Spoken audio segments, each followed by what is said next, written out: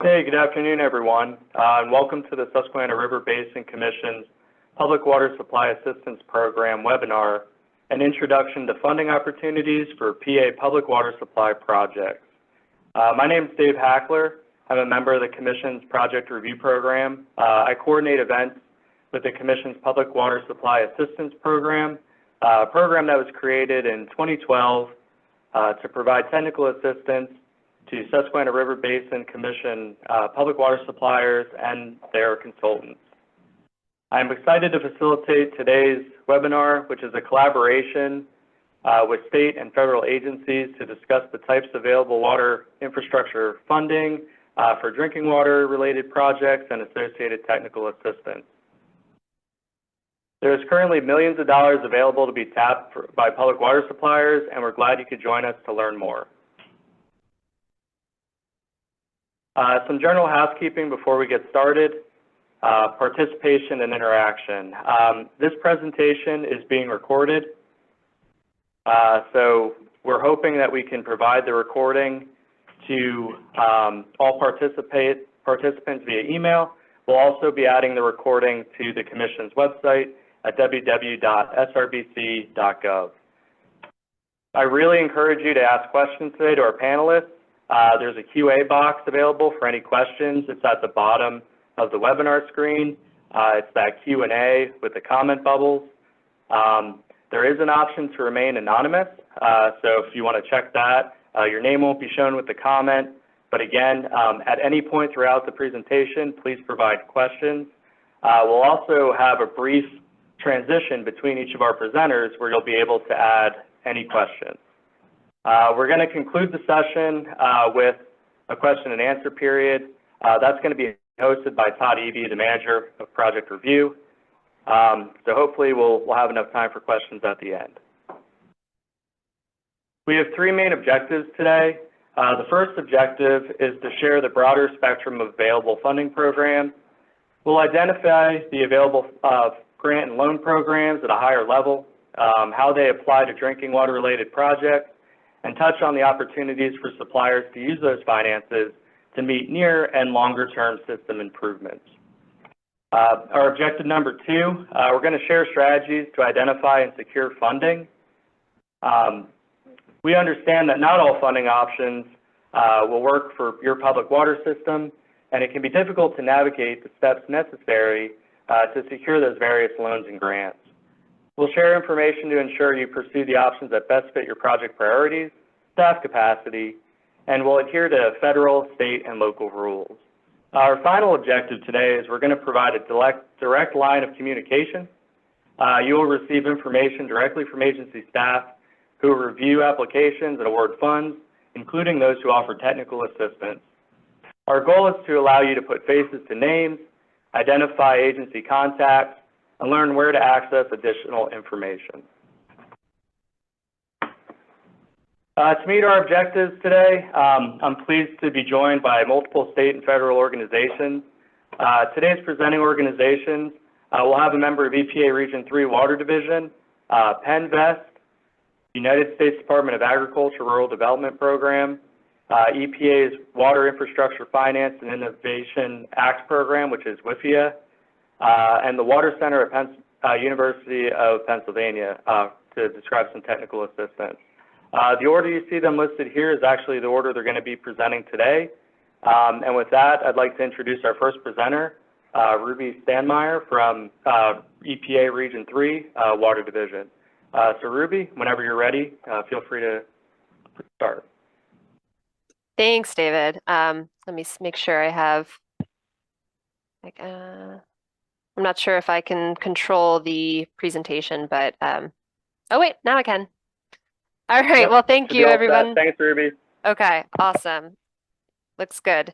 So like David said, my name is Ruby Standmeyer, and I'm coming from EPA Region 3, which is EPA's Mid-Atlantic Regional Office, and I am based out of our Philadelphia location. So I'll be providing a very high-level overview of some of the grant programs that we offer, including bipartisan infrastructure law, new funding opportunities, the WIN Act grant programs, that's Water Infrastructure Improvements for the Nation Act, and our Public Water System Supervision Program.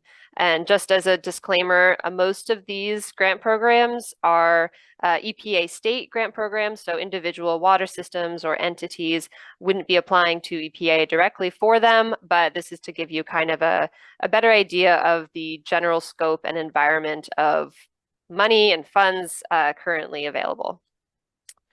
So to get started, just wanted to make sure everyone is familiar with the various different ways that we say the bipartisan infrastructure law. So hopefully everyone has heard of that. We're going into our, I think, second year of bill. So for the purposes of this presentation, I will be referring to it just as that, as bill, but sometimes you'll hear it referred to as BIL. Also, it's the same thing as the Infrastructure Investment and Jobs Act. So some people prefer to call it by that name, and sometimes that gets shortened to IIJA or EJA or IJA, but they're all the same thing. So for today, when I say bill, this is what I'm talking about. Okay, so bill resulted in a huge amount of funding for water quality and drinking water projects. The largest amount of funding is being allocated through the state revolving fund programs, which are pre-existing state and EPA programs that help to address drinking water infrastructure and water quality. So through bill, there were 5 main new pots or buckets of funding that were added to the SRF. And I know after me, Rob from PENNVEST is going to go into more detail on the SRF, so I'll try to keep this short and sweet.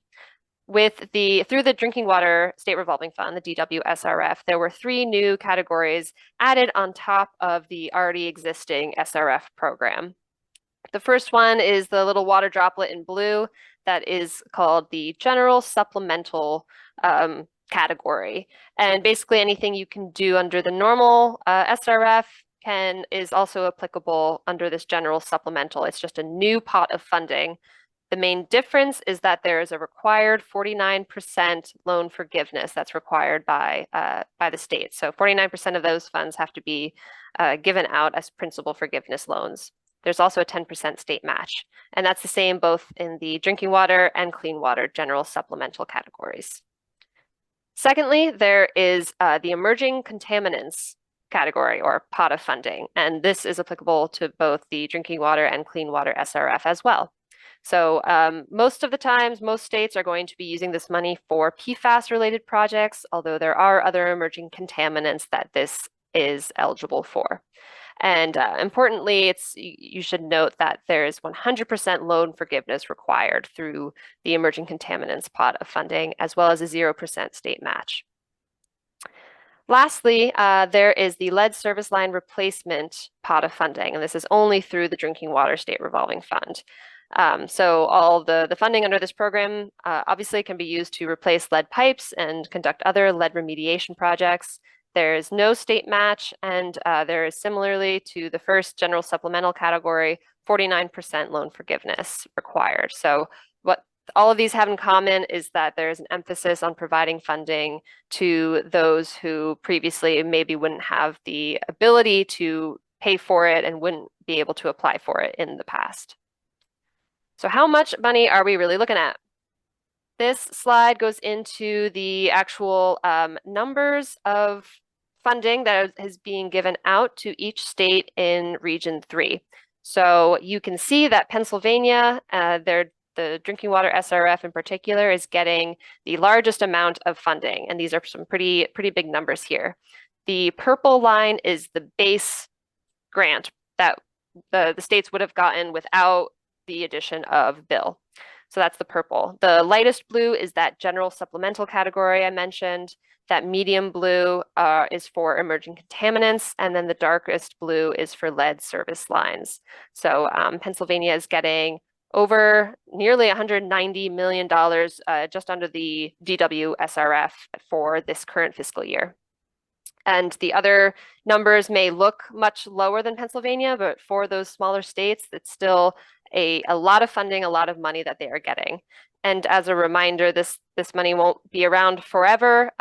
For the next couple years, Bill is providing these kind of large pots of funding, but the time is really now to start planning for if you want to take advantage of these funds before it runs out, before it gets too late. So be talking to your SRF contacts for ways you can in which you can access these funds. Oop, there we go. So this is similar to the slide before, except it's going into the dollar amounts that each state is getting for each bill category. So the first column there is the total amount in bill funding that each state is getting through the state revolving fund programs. In Pennsylvania, you can see that's the largest number in Region 3. They're getting over $240 million, and that combines both drinking water and clean water state revolving fund bill amounts of money. And then you can see how it's broken out by the general supplemental category, lead service line replacements, and emerging contaminants for both clean water and drinking water. It's a lot of zeros going on here. But separate from the SRF, Bill has also allocated a large amount of funding specifically for PFAS or other emerging contaminants through a separate grant program. So this is separate from the state revolving fund. And this grant program is known as the Small or Disadvantaged Communities Drinking Water Grant. We are calling it ECSDC, which isn't a super fun acronym, but it's Emerging Contaminants in Small or Disadvantaged Communities. And in total, there's $5 billion that is being allocated nationwide throughout the next couple of years to our states. And the first round of funding was just released earlier this year. States have submitted all of their letters of intent to participate, and we are starting to get some grant applications trickling in from our states. So you might wonder, how much are we getting through this grant program?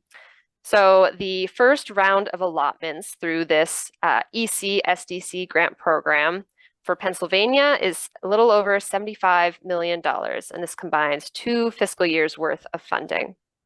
And to make things more confusing, you'll see that this grant program, even though the funding is coming from Bill, this grant program falls under the WIN program, which is the Water Infrastructure Improvements for the Nation Act. And basically that's just saying that it is not a state revolving fund program, it's a grant program, but the money is all coming from Bill. So this first round of funding was released earlier this year. Like I mentioned, states are starting to work on their work plans and starting to submit their applications for this funding currently. And they'll have throughout the fall and winter to work on their work plans and actually get awarded those funds.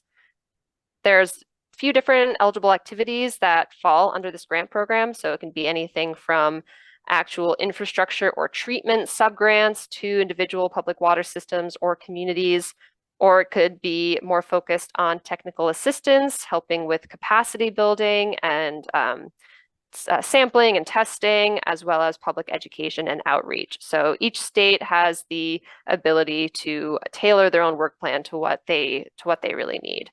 And for Pennsylvania, this grant program is being run by PENNVEST.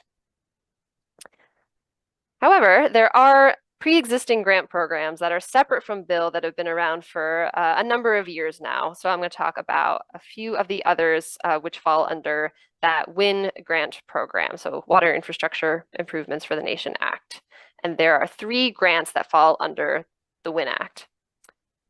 So this slide goes through the 3 main WIN grant programs.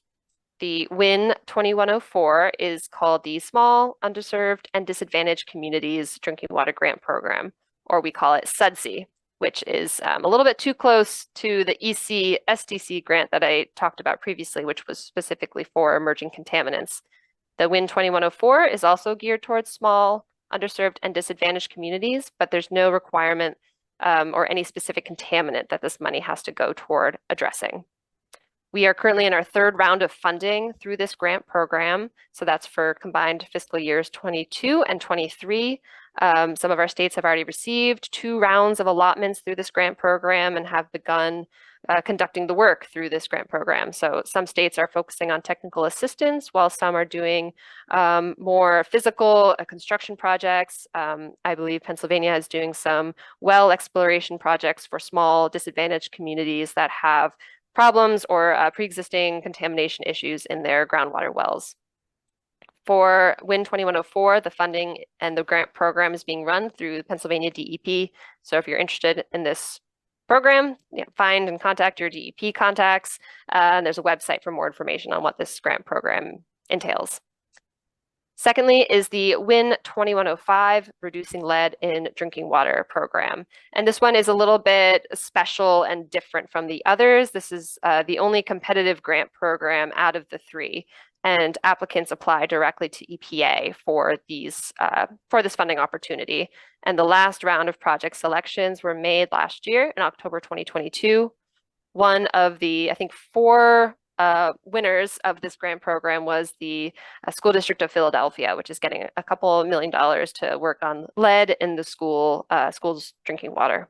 There will be another round of RFAs, request for applications. I'm not sure when, but if your community, if your area, even states can apply, is interested in a project to reduce lead in your drinking water, stay tuned for that, and you can work on with EPA on developing a work plan and an application for that.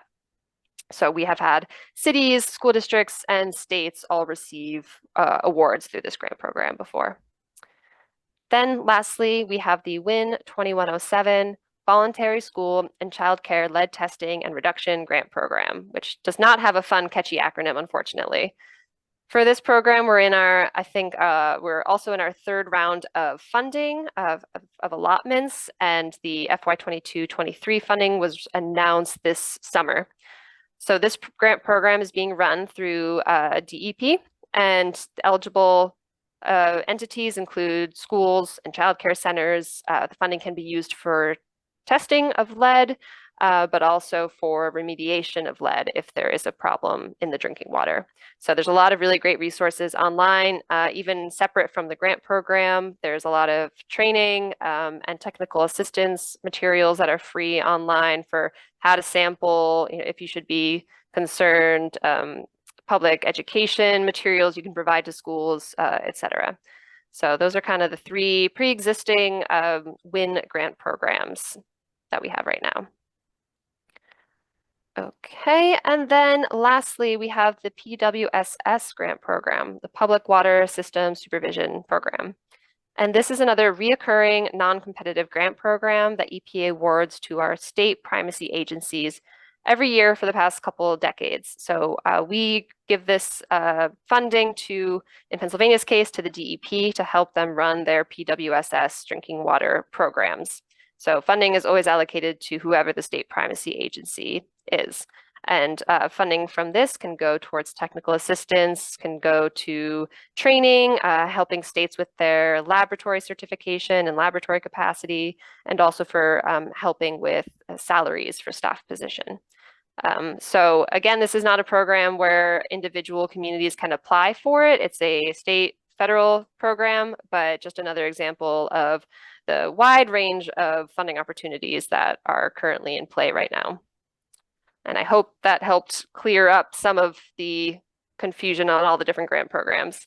And this is my last slide, and I know Rob and some of the others are going to go into more on the SRF, but this is just a handy slide that has lots of different links for both state revolving fund eligibility, the new bill programs for emerging contaminants, and the individual websites for the WIN grant programs. And that's it for me, and I'm always happy to get emails or phone calls if you have questions down the road. Thank you.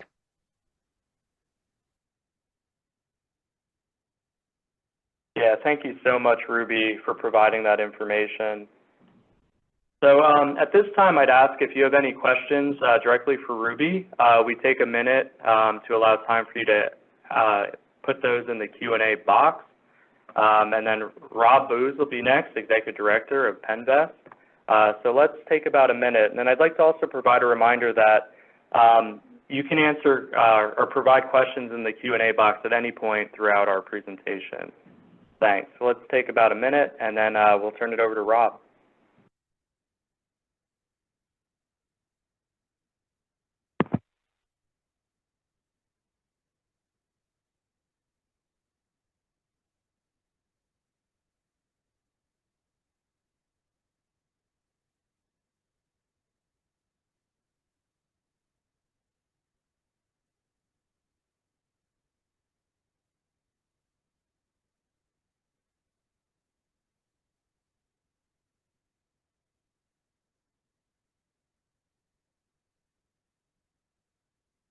Okay, Rob, whenever you're ready.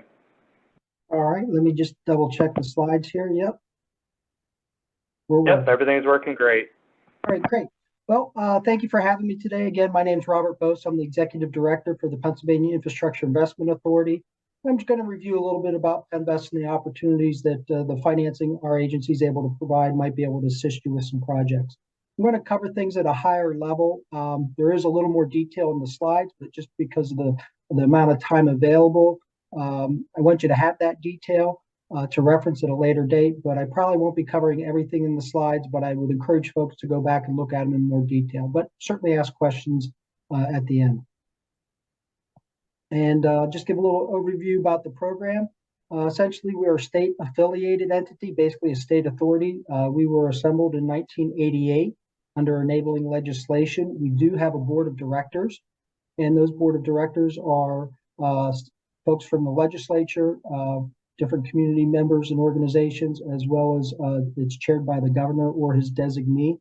We're a relatively small agency. We're only 34 full-time employees, and we are across the Commonwealth. We do operate out of a virtual office, and we do have field representatives that cover different sections of the states and regions. A little bit about our programs here.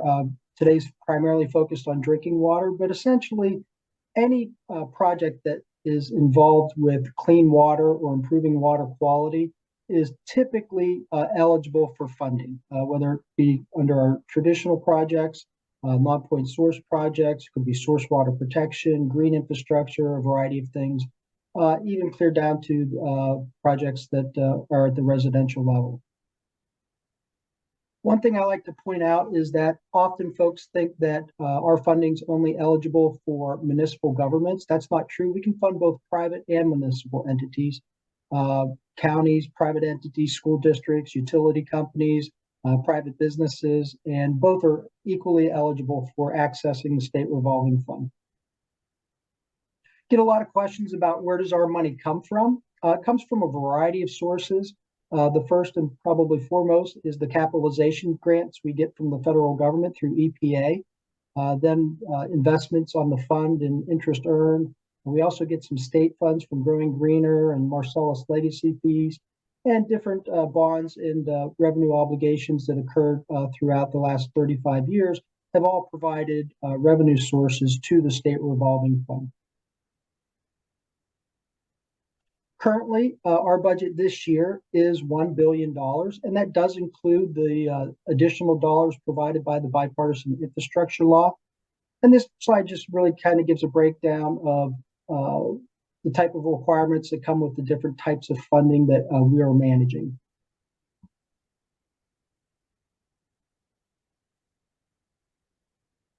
And again, I already kind of explained that the bipartisan infrastructure law is included in the budget.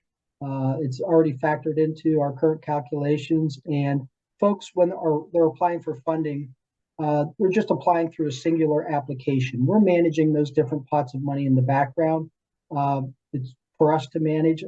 Folks don't see that, and really you're just applying through a single application for financing, and then through our internal processes, we identify which funding sources best suit the project. We got a lot of flexibility on how we fund projects.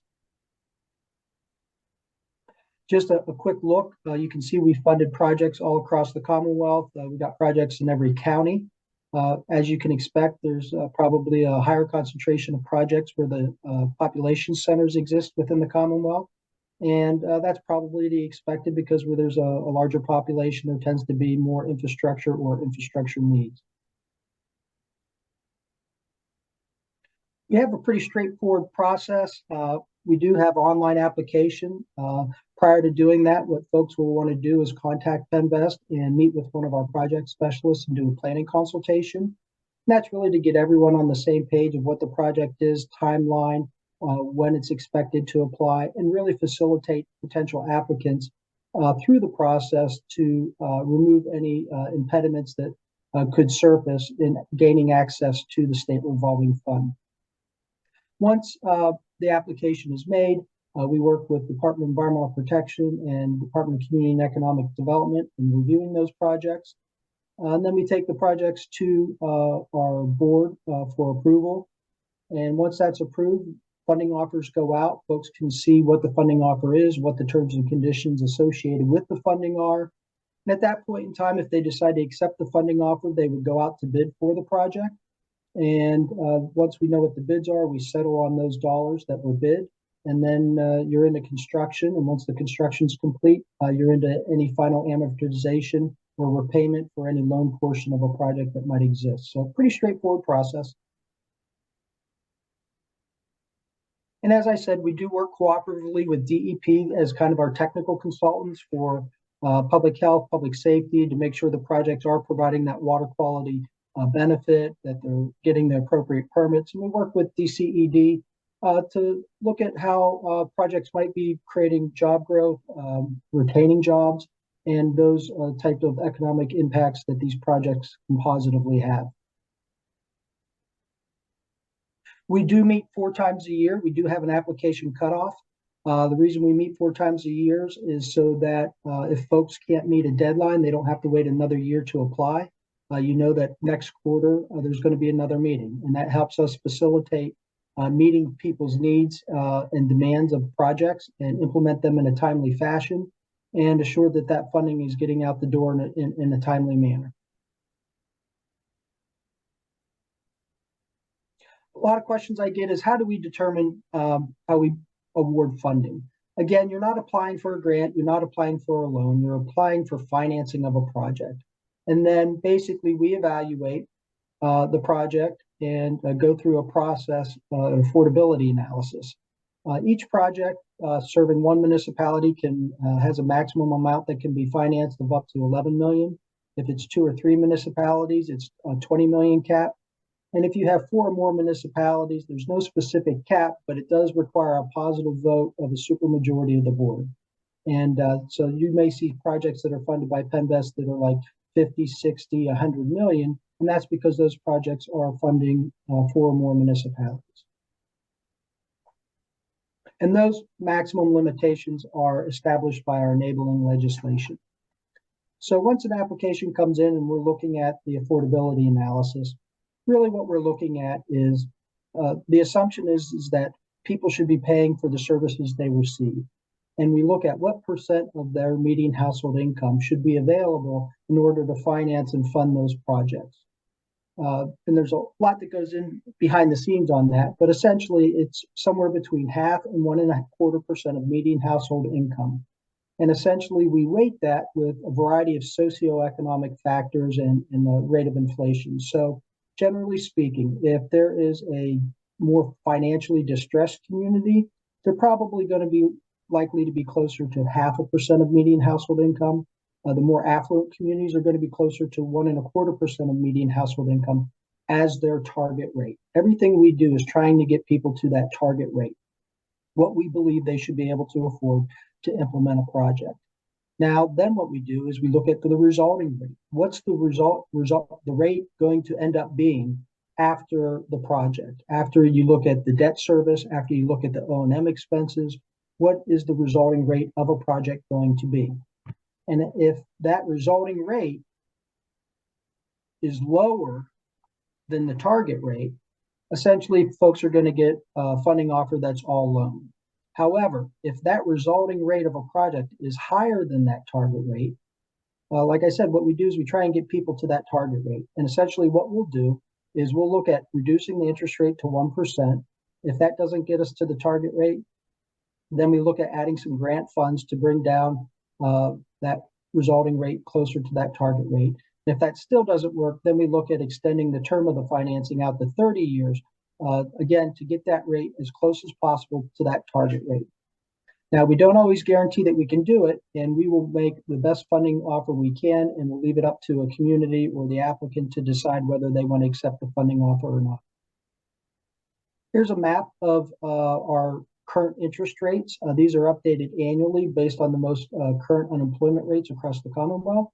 And you can see that typically we're ranging anywhere between 1% and 2.179% for each county. And those are established by our enabling legislation on how that's determined.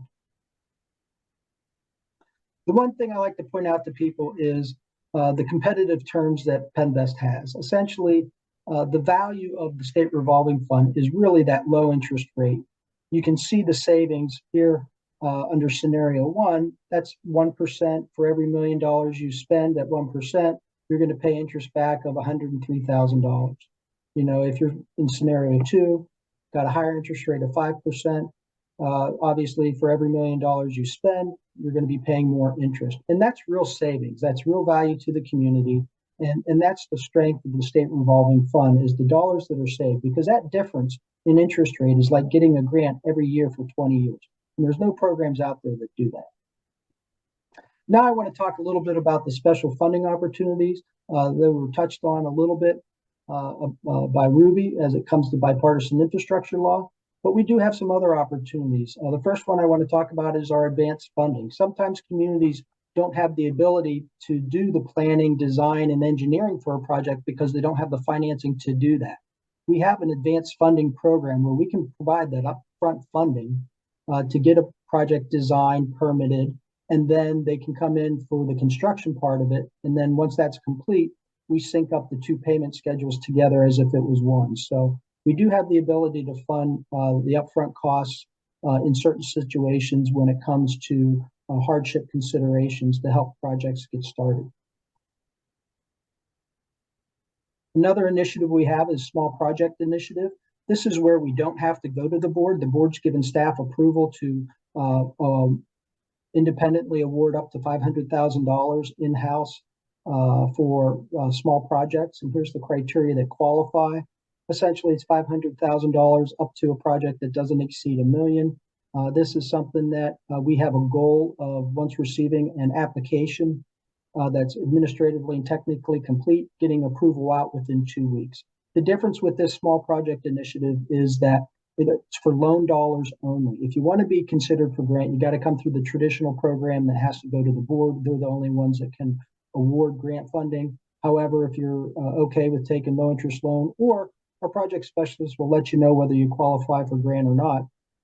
And if you know in advance that you don't, it might help you expedite implementing a project by getting this 2-week turnaround.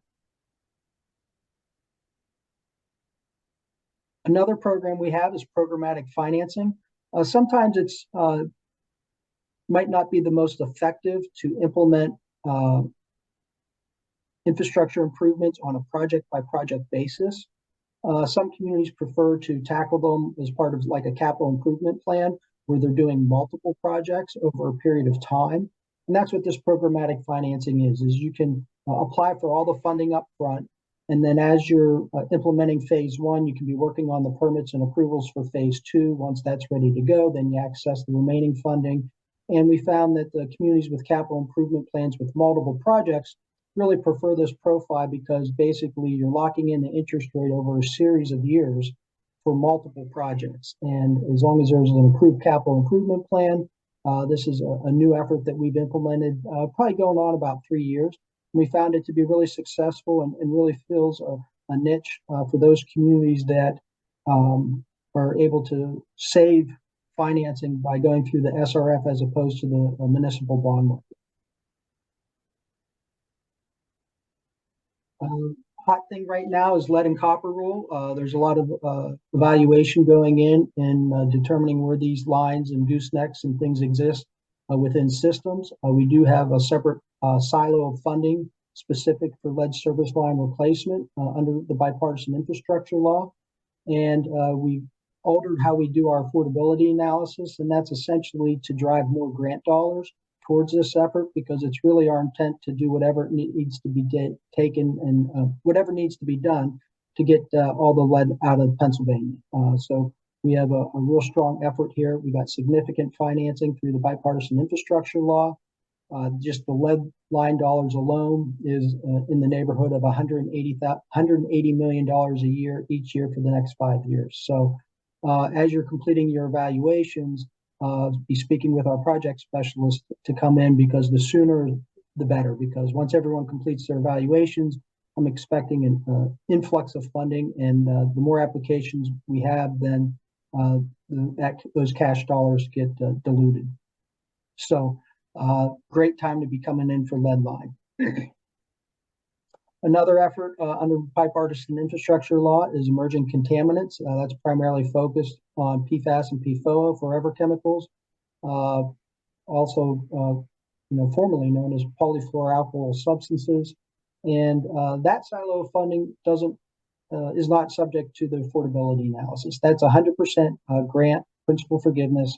And we're encouraging folks that while this funding is available as 100% grant, to come in as timely as possible.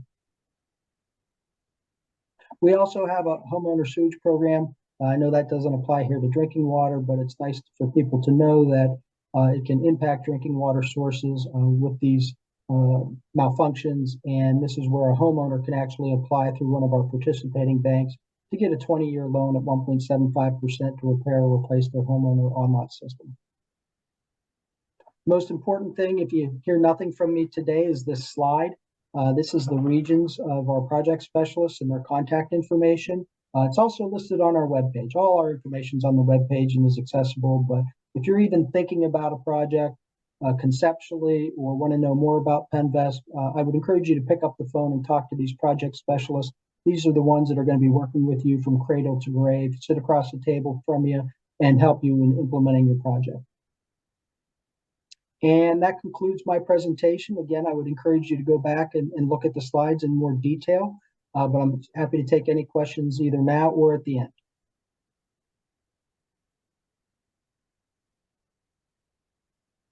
I see a Hey, question. Rob, thanks so much for sharing that information. Yep. I was hoping to do the questions here at the end of the webinar, if you don't mind. That's fine. We have 3 other panelists here that I'd like to queue up, and we'll have Todd Eby help us with the questions at the end. So please, at this time, enter any questions you have for Rob. Thank you for sharing that information about the State Revolving Fund and additional funding programs. Up next is going to be Sean McElroy. He's an area specialist with USDA. He'll be talking about the Rural Development Program.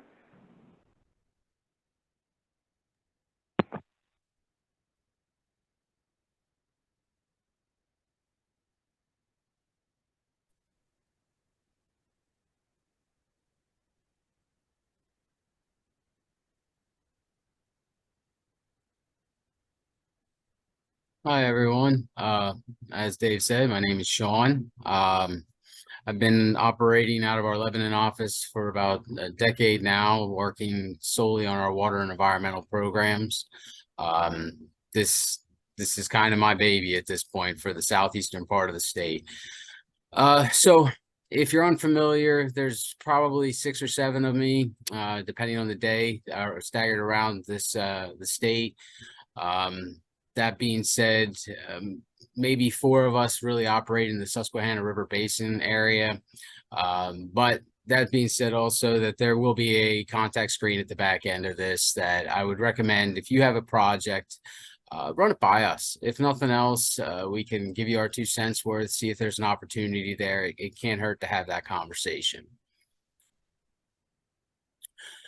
So this gives you an idea of kind of what our funding looks like in terms of who we work with. In Pennsylvania, most of our applicants end up being public bodies, whether it's municipal authorities or boroughs, townships. That's primarily who we work with. We're really looking at these smaller communities of 10,000 or less in population. I have seen kind of an uptick in some of the responses I'm getting back from homeowners associations. There's a lot of infrastructure in those communities. We have been able to work with them.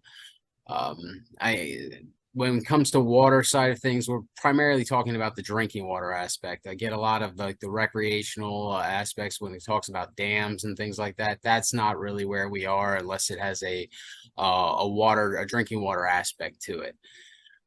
So we can participate in drinking water, wastewater, solid waste, and stormwater. We do not do much in solid waste in the state, but the two big ones, drinking water and wastewater, we spend a lot of time. MS4 created a little uptick in the stormwater side of things as well. So if you have a project, we can even dive into some energy efficiency sorts of things. We've been given guidance on that. It isn't for generation, so to speak. It's more for replacing energy costs. So adding infrastructure that helps to offset some of those high utility costs.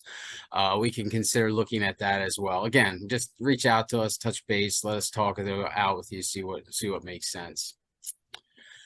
These are the rates today. As of October 1st, my rates may change. I'm hearing they might go up a little bit. We have a tiered interest rate system here, and it is based primarily on the median household income of the service area for the project. We've just recently upgraded as of actually 10/1. We moved to the 2020 census information, so that's where these dollar figures came from on the far right.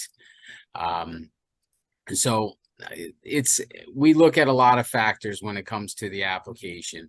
If your community is serving multiple municipalities, we do a weighted median household income calculation based on users in those communities to determine which level you would fall into.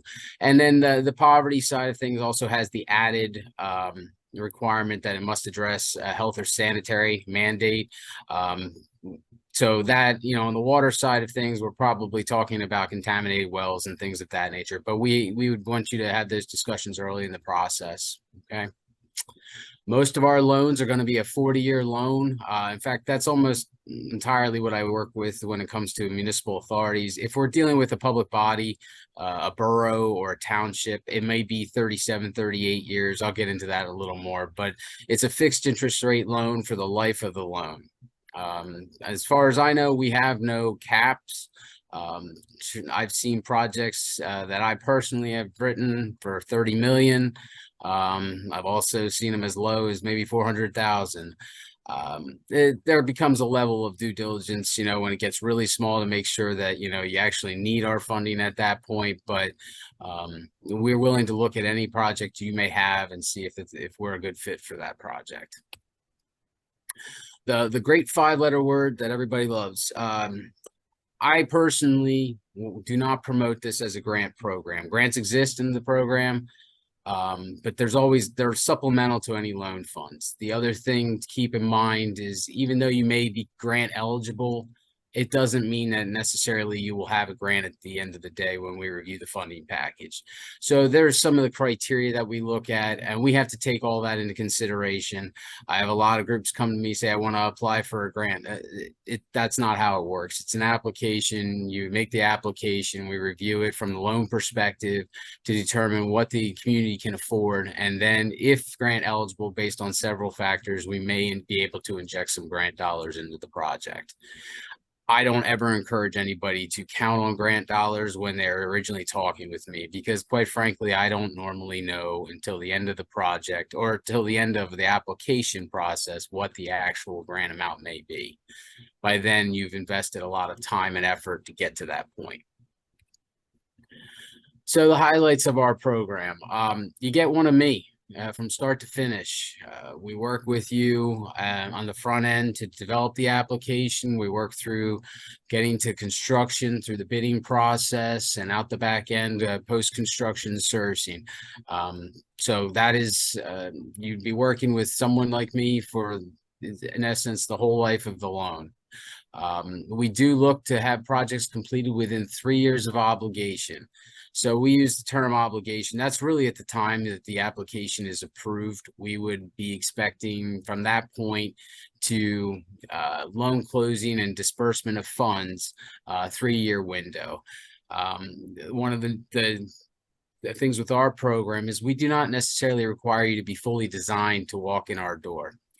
We do our application based on conceptual design and information through our preliminary engineering report. So that's why we give that 3-year window, because in essence, we would be approving the application or reviewing the application before design was completed. And as many of you know, design can take some time.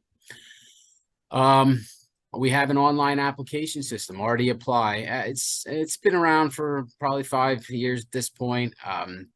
You do have to get in there and be authorized. It's a federal system that you're tying into, but it allows you to develop the application on your time. We can see it, we can work with you. It also kind of streamlines the process between your input and our underwriting system. Pre-development grants. So everybody loves these grants. They are really for upfront things that you may not have the full scope of the project. The Special Evaluation Assistance for Rural Communities grant specifically, that is basically, I think, feasibility studies. When I'm considering that grant, that's what I'm thinking. Somebody has a potential project, they need to investigate some details to see if it makes sense.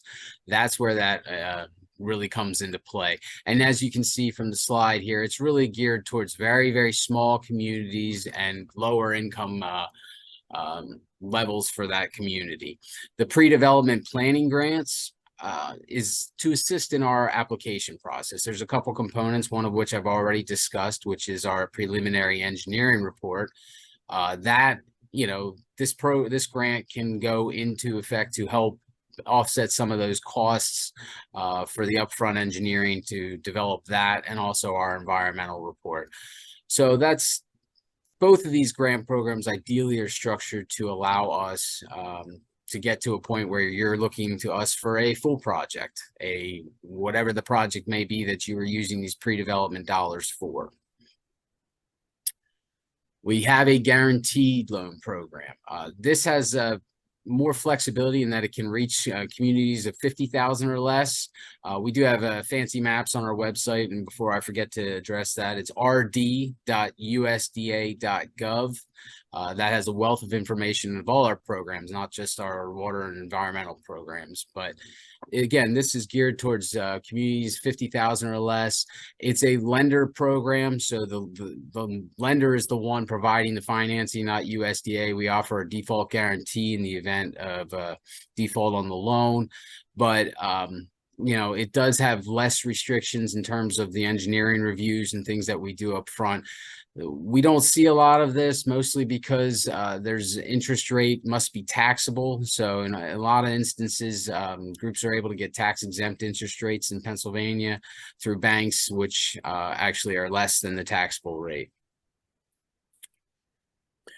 So some additional rural development assistance. I'm not going to spend a huge amount of time on it, but technical assistance. I assume many of you are already either familiar with or have worked with Pennsylvania Rural Water and RCAP Solutions. They're a wealth of information, and they can help on a lot of different aspects associated with our application system.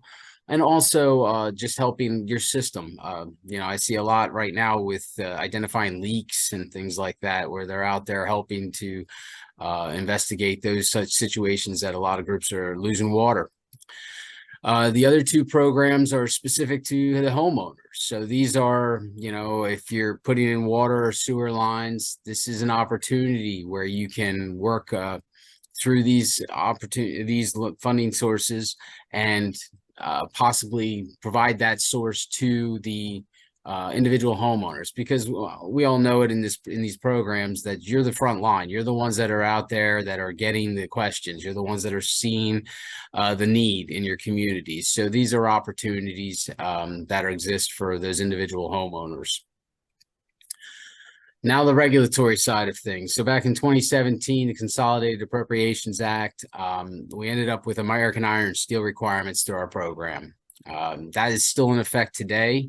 It is similar to the Pennsylvania steel requirements, but there are obviously some additional requirements beyond that. I have 2 engineers on our staff that are wonderful to work with and are my resource when it comes to making sure that any of our projects comply with the American Iron and Steel. In addition to American Iron and Steel, there's also free and open competition requirements. So we have most groups will competitively bid their projects. If there's some other procurement method, we have to look at it and determine if it's eligible to participate.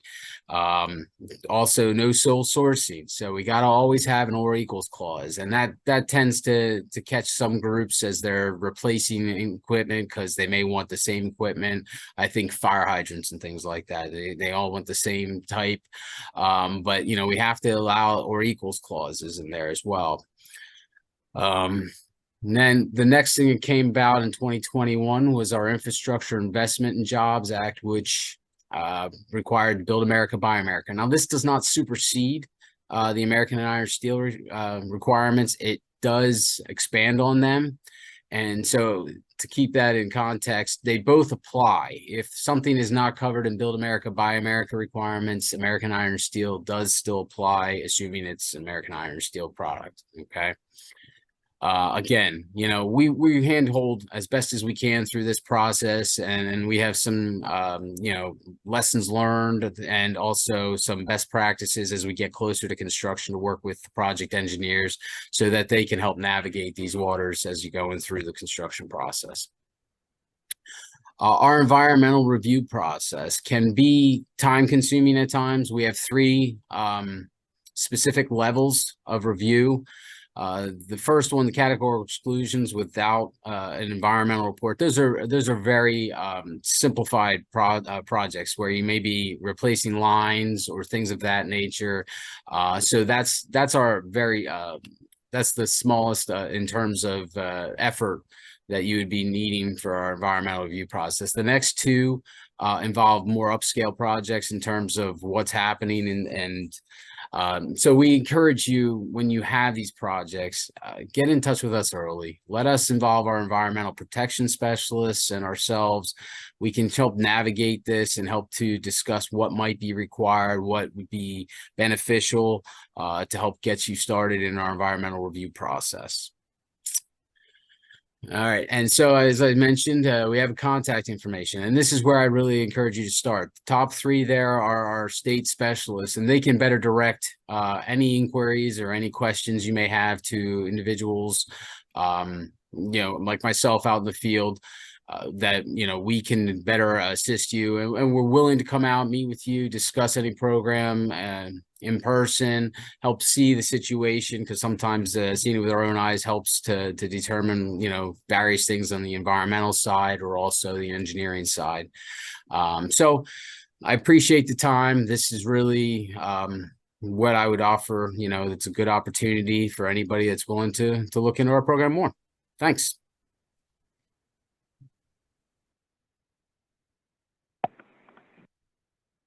Yeah, thanks, Sean, for that presentation. That was really helpful information. As you can see, Rural Development's website is right here posted on the top right of the screen. Now we're just going to transition from Sean. If you have any last-minute questions, please enter those in the Q&A box. And then up next will be Dallas Sheddick of WIFIA Program.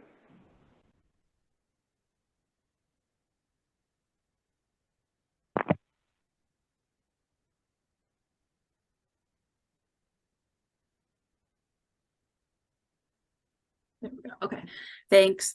Hi, everyone. My name is Dallas Shaddick. There we go.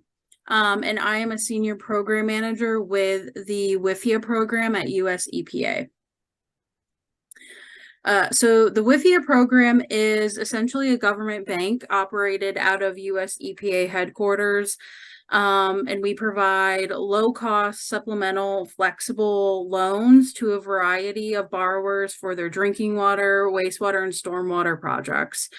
Our main goal is to provide, long-term loans to borrowers for water infrastructure projects that are important to them, that protect the environment, and that help reduce costs to ratepayers. I'm going to go quickly through some of the high-level program features of WIFIA. So we do have a minimum project size of $20 million for many of our borrowers. And along with that, we are able to fund up to 49% of the eligible project costs. So if you come in and you have a $20 million project, we could fund up to just under $10 million of that project. But we do have an exception for what we call small communities. So that's communities of population 25,000 or less. And so if you fall into that category, your minimum project size actually drops to only $5 million. And we can fund up to 80% of your project costs. So if you have a $5 million project and you come to WIFIA, we can fund up to $4 million of your project for you.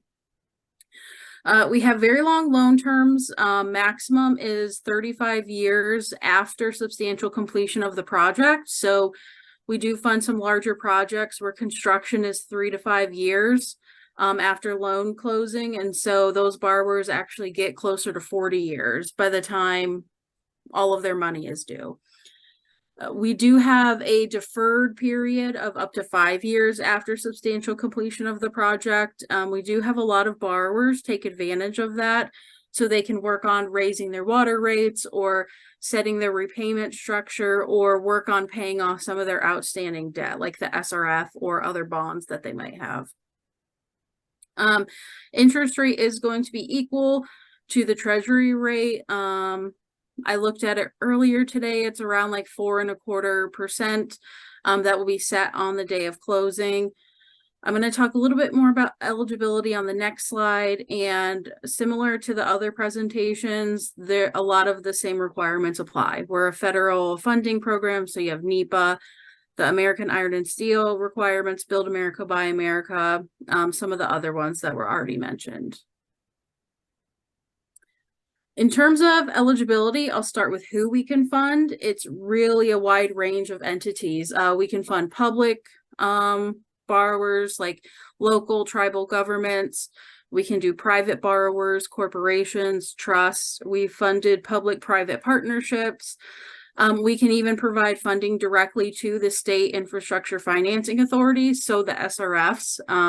So like PENNVEST, we can provide funding directly to them to kind of help supplement the money that they have available for their projects. In terms of what we can fund, it's a variety, pretty much anything you can think of water infrastructure related. Again, drinking water, wastewater, stormwater. A lot of our projects address like regulatory compliance, improving water quality or drinking water quality, addressing climate change impacts like drought or flooding. And we have a lot that are just like improving and rehabbing aging infrastructure. And also, so activities that we can fund for those projects, again, they range from the planning and design, like through the actual construction and other related costs. Okay, I'm not going to go over everything that's in this table, but I wanted to include it all so you'll have it after this presentation. So I do want to touch on some of like the features of our loans. In terms of interest rates, again, that's going to be locked in at closing. It's set on the day of closing. You also do not accrue interest until you draw down on your loan. So we are a reimbursement program, and then once you request reimbursement and you draw down some of that money, you only start accruing interest on the portion that you drew down, not the entire loan. Another thing that I like to point out is that borrower credit does not impact the interest rate. Again, it's based on the treasury rate. So this has been very helpful for some of our lower investment grade rated borrowers. They get a much better interest rate and deal at WIFIA than they would on the market. I want to talk about sculpted repayments. So we do have a lot of borrowers who come to WIFIA because of the sculpted repayment options. Some do the typical mortgage style, paying the same amount every 6 months, but a lot of them will do the 5 years of deferment, then they'll do a few years of interest only payments, and then they'll start increasing those payments in the later years of the loan after, again, they've like set their water rates, paid off existing debt, and addressed other things, just to kind of maximize that repayment flexibility. We can fund, and this is another thing, a combination of projects under one loan. And that's the way that some of our projects have gotten to that $20 million threshold, is they've bundled a lot of like related projects that they had, and come in for that series of projects for funding. So the loan, what we call the loan process, it's broken up into 3 stages. So you would start at what we call project selection.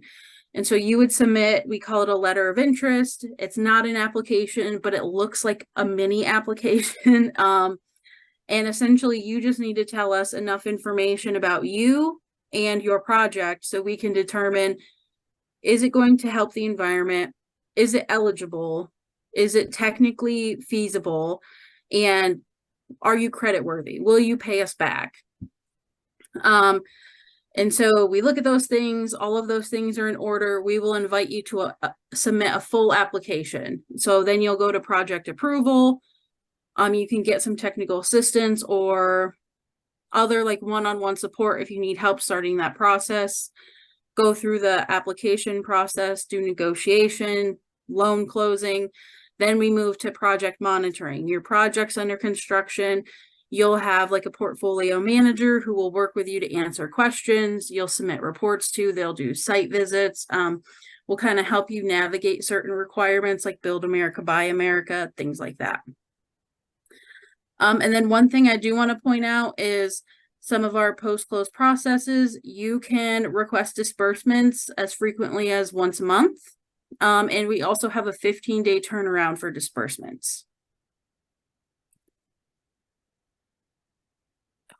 Like I mentioned earlier, we are essentially a government bank. We say that we're open all the time for whenever folks need us. We have money, we're here. We do get extra money each year from Congress that kind of helps replenish our funds so we can stay open and provide funding, every day. And it just allows us to have money on an ongoing basis. And because, we say we're open all the time, that means that borrowers or prospective borrowers can submit those letters of interest, that first initial step. You can submit those at any time. So this gives you year-round access to WIFIA. You get quicker decisions from EPA than before this was a rolling process. A lot of our borrowers will time submitting these documents with other funding sources of like their cycle, like the SRFs. And since it's not a competitive environment anymore, we can provide technical assistance to folks that might need more feedback. One of the things that we do regularly, we have one-on-one meetings with prospective borrowers. So if you have more questions about WIFIA, if you want to know if your project's eligible, or you just are looking at all the different funding sources and you don't know anything about WIFIA and just want to learn more, you can always send us an email to wifia@epa.gov, and we will set something up to chat with you. I have these resources here for you. I'm not going to go over all of those. And then just some links and contact information for us. All right. Thank you all.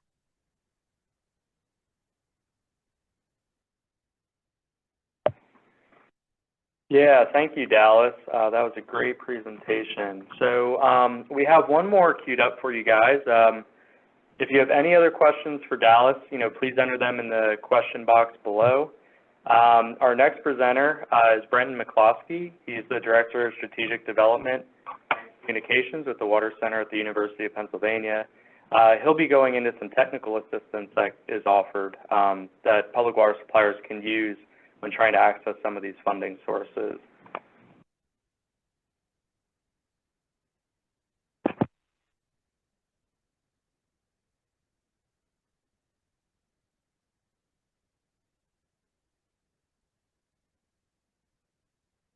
Great. Thanks, David. I know we just have a few minutes before the question and answer session, so I'll be quick and run through this. You'll have copies of these slides, so I apologize if I skip over a few things. So Brenton McCluskey, I am the Director of Strategic Development here at the Water Center at University of Pennsylvania.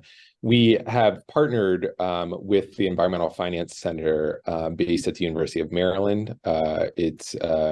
The Environmental Finance Center covers Region 3, essentially outlining EPA Region 3 for the Mid-Atlantic area. And the Environmental Finance Center for the Mid-Atlantic was one of 29 centers selected through federal funding to provide technical assistance to communities here in the Mid-Atlantic and also throughout the country. So we cover EPA Region 3. The Environmental Finance Center at University of Maryland is the lead project manager for the technical assistance. And if you don't know about the Environmental Finance Centers, they're a great resource. They provide on-the-ground technical assistance to communities on a variety of environmental issues, including water, especially Chesapeake Bay focused drinking water, surface water issues here in the Mid-Atlantic.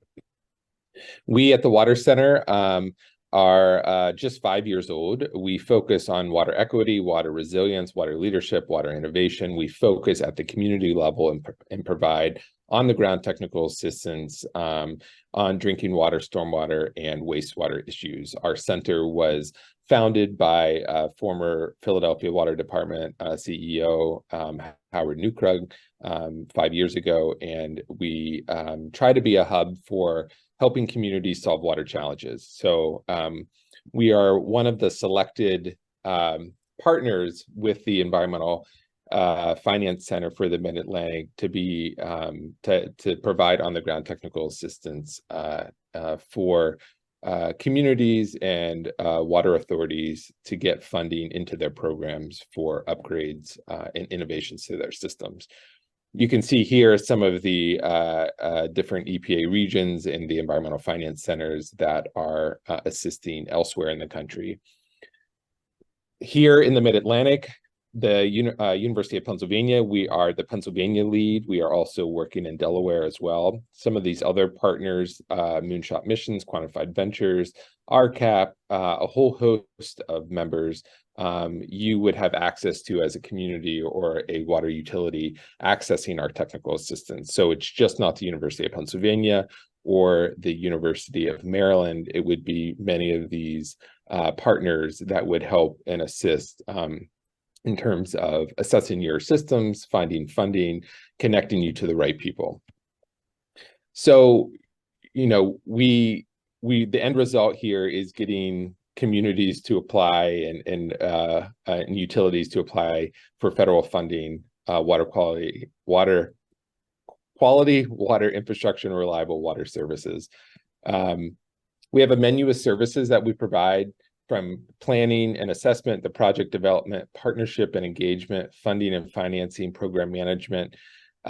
Really any stage in the process that your utility or your community is in, we are happy to sit down and chat with you. We're really targeting about 40 to 60 communities per year. And that scope can actually grow because we are soft targeting communities that may not need as much hand-holding as others. But then, you know, there may be some in-depth services that we will be providing. So that 40 to 60 is kind of a soft target. But we provide these sort of menu of services here. I'm going to skip over Eagle Harbor, but I do want to highlight one particular community in Pennsylvania just to give you a sense of how our technical assistance works. This is in Avondale in Chester County, Pennsylvania. The population there is 1,300. It's on the east branch of the White Clay Creek. They have a system hookup of about 350 residents, so a very, very small drinking water system. Lots of challenges, no digitization for their maps, a lot of paper maps. We're working with them and other environmental finance centers to help them digitize their water system. They have a lot of flooding issues right along the White Clay Creek in terms of some of the apartment buildings. So there's a lot of, there's a lot of challenges that this community, not unique, a lot of communities are dealing with the same issues. So we've really stepped in to sit down with them, their city council, and their community members to really start thinking about how we can work with them. So it's been a great process so far. This is just one example in Pennsylvania that of how we engage. Another opportunity that we just had in terms of engagement was with community and NGO organizations in Greene County, Pennsylvania, which is in the southwest part of the state. We held information sessions and engaged with the Southwest Pennsylvania Water Network, which the Water Center was integral in helping form a couple years ago, but it's a lot of community organizations that really come together to help solve water challenges. So we have our hands in a lot of pieces across the state, and there's an opportunity to reach out to us and engage with us. The overall project lead is Jen Cotting at the University of Maryland Environmental Finance Center. However, here in Pennsylvania, and the folks that are on this call would reach out to Ellen Kohler, who is my colleague. She's the Director of Applied Research and Programs here at the Water Center. Her email address is here, but most importantly, this project website, if you do click on this, I can't click on this at the moment, but that project website is a link, and it takes you to an application form that you will be able to fill out as a utility or as a community.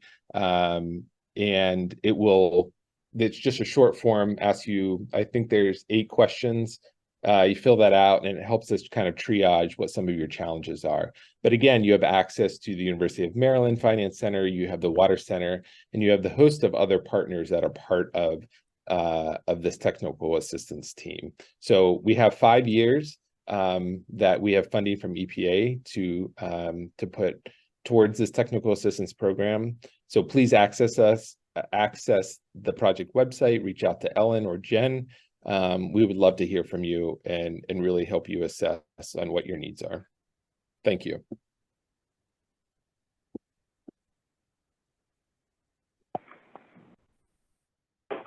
Yeah, thanks, Brenton. So with that, if you have any questions for Brenton, we're actually going to move into our Q&A period. With this, that concludes the presentation portion of our webinar. I really want to thank our attendees for participating. And if interested, please stay on the line while our panelists are available to answer any questions that you have. I'm going to turn over our Q&A portion to Todd Eby. He's the manager of project review. It does look like we received 2 questions, one during Ruby's presentation and one during Rob's presentation. So Todd can walk us through those. Yeah, thanks, Dave. Good afternoon, everyone. Like Dave said, we have 2 questions, but I encourage anyone that may have any other questions that haven't been submitted to go ahead and do that now, and then we'll take a look at those. But in the meantime, I just thought I would review the questions that came in, and then we'll see if any new ones come in. So the first question was submitted during Ruby's presentation, and the question was, are these available to private HOAs? And Rob Boos answered that, and he indicated that, yes, HOAs are eligible to apply for state revolving funds through PENNVEST. So I think I'll just stop there to see if there's anything else that either Rob or Ruby wanted to add related to that question.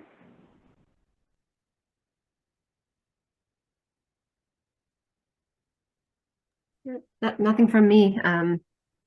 Yeah, sounds good. Nothing more. Thanks, Ruby. Okay, great. The second question came in during Rob's presentation, and the question was, are PENNVEST interest rates fixed or variable for the loan term? And his answer is the interest rates are fixed for the life of the financing.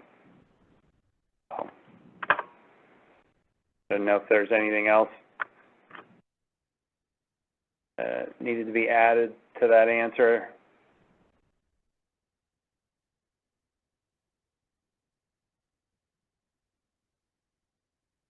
Yeah. And then we got another question here, and really it's just asking if there's going to be a recording of the presentation made available, and yes, it will be made available.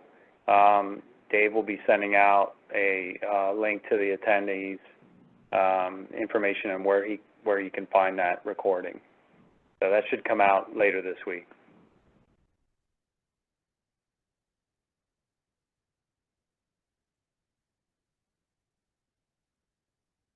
All right, I'll just put one more call out if there are any more questions before we close the Q&A period.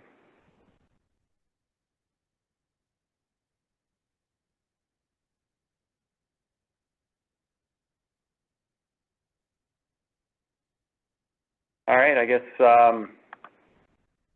not seeing any more questions. Once again, I really appreciate all the presenters today providing really a lot of very useful information. Pretty impressed with everything that's available out there and all the assistance and opportunities for funding. So appreciate all the information, we'll be providing, like I said, we'll be providing the recording, a link to the recording later this week. I guess with that, I'll see if Dave has any closing remarks, and then. Yeah, we just really appreciate your participation in this Public Water Supply Assistance Program offering. As Todd had mentioned, panelists, really thankful for you guys to participate with your time and share that information for our public water suppliers. Yeah, everyone who's registered for this webinar will receive a copy of the presentation as well as PDF slides. We're also going to put it on our website. And as always, please feel free to reach out with us with any comments, questions, and have a great rest of your day.